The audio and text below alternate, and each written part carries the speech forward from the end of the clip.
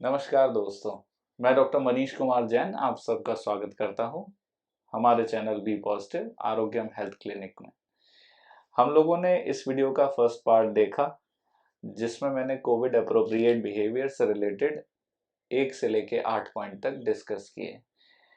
बचे हुए 9 से लेकर 15 पॉइंट तक हम इस वीडियो के सेकंड पार्ट यानी कि इस वीडियो में डिस्कस करेंगे।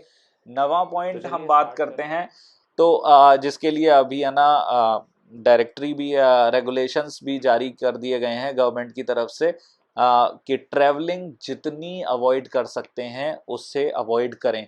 नेसेसरी ट्रैवल है तो करना है, उसके लिए भी एक फुल रेगुलेशंस हैं कि ट्रैवलिंग कैसे करनी है। Probably we will make another video for that कि हमें ट्रैवलिंग में क्या क्या सावधानियां बरतनी है during this disease, this type of pandemic.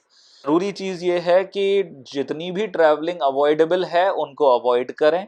जहां पर बहुत ज्यादा जरूरी है जाना, with full regulations provided by ministry of health and family welfare, उनको कंप्लाई करते हुए ही करें।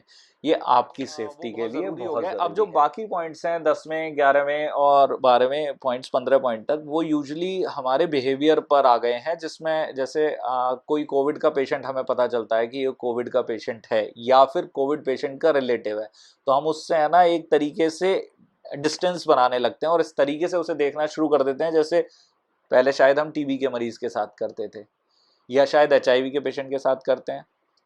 सो ये इस तरह का बिहेवियर साइकोलॉजिकल ट्रबल लेके आता है पेशेंट में और उसके अटेंडेंट में। उनको लगता है कि उन्हें पता नहीं कौन सी बीमारी हो गई है और उससे शायद उनकी लड़ने की क्षमता कम होती है। आप पूरा उसको एक तरीके से सपोर्ट दे सकते हैं विदाउट टचिंग हिम। आप उसे पूरा सपोर्ट दे सकते हैं without coming close to him also.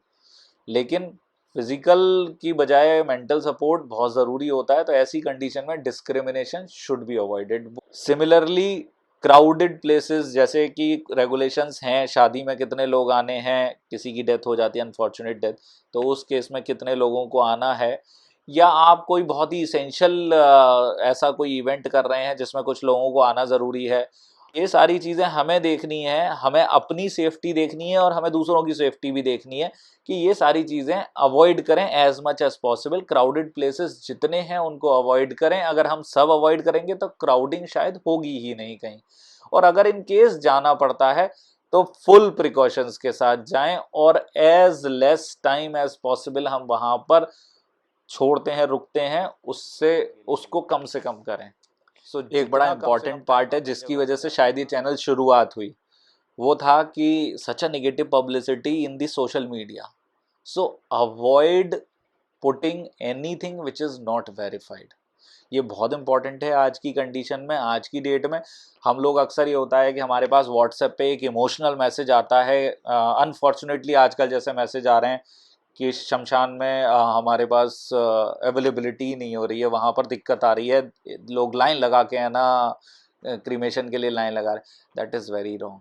हमें नहीं पता क्या हो रहा है, हमें हो सकता है हो भी रहा हो सकता है ना हो रहा हो, लेकिन इस बात को फैलाने से हम निगेटिविटी और दुख को और ज़्यादा फैला रहे हैं, इमोशनल लायबिलिटीज़ बढ़ा रहे हैं।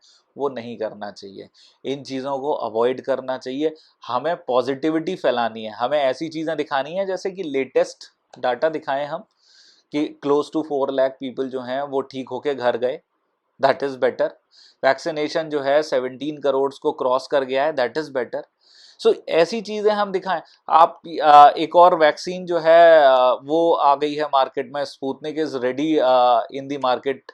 मॉडर्ना जो है वो आ रही है मार्केट में। They will be 4 medical vaccine in the market.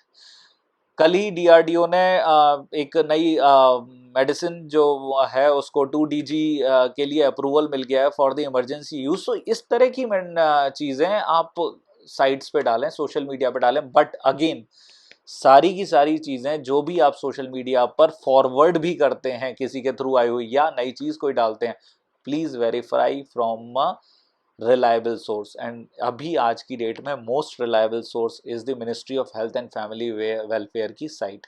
आप वहाँ जाएं, सारे सोर्सेज वेरीफाई करें और फिर उसको डालें।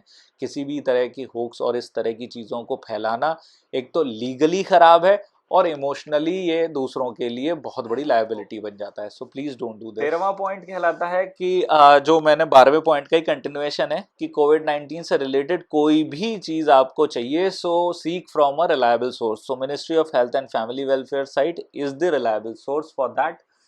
14th और मोस्ट इंपॉर्टेंट पॉइंट जो मैं आपको बता रहा हूं, which is the number in case you require any emergency or in case you require any information regarding COVID-19, 1075 is the national helpline number for the COVID-19, 1075। सो अगर आपको कोई स्टेट हेल्पलाइन नंबर्स हर state के अलग अलग हैं, आप उनको search कर सकते हैं, बट नेशनल हेल्पलाइन नंबर 1075 है। आप उस पर कॉल करके इन केस ऑफ इमरजेंसी और in case you want any information regarding कोविड-19 आप पता कर सकते हैं। और last but not the least 15th point जिसके लिए हमने ये चैनल शुरू किया था, एंड इसके लिए आप लोगों के सजेशंस भी मैं डिमांड करूंगा कि इस तरह की साइकोलॉजिकल सपोर्ट दें उन लोगों को भी जो कोविड-19 से ग्रसित हो चुके हैं, उन लोगों को भी जो कोविड-19 से उबर चुके हैं, और वो लोग जो कोविड-19 के संपर्क में है, यानी कि अटेंडेंट्स या सपोर्ट स्टाफ या family members, plus doctors, health care workers, front line workers, police वाले जो आज की डेट में जिन्हें इस टाइम पर इस जगह पे काम करना पड़ रहा है।